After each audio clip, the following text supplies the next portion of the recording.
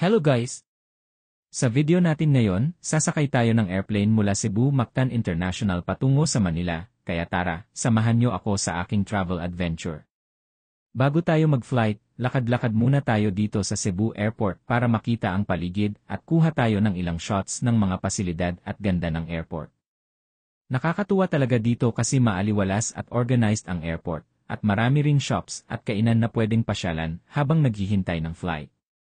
Excited na akong makasakay sa eroplano at makita ang mga views sa taas ng himpapawid, kaya habang umaakyat ang eroplano, kuha tayo ng video para makita ninyo ang ganda ng dagat, kabundukan, at mga lungsod sa paligid.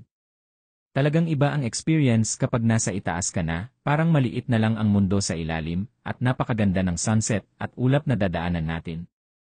Ang saya at ang ganda talaga ng view mula sa itaas. At ayun na, papuntang Manila na tayo. Sana nag-enjoy kayo sa flight at sa mga tanawin, at huwag kalimutan mag-subscribe para sa mas marami pang travel adventures at travel tips sa susunod na video.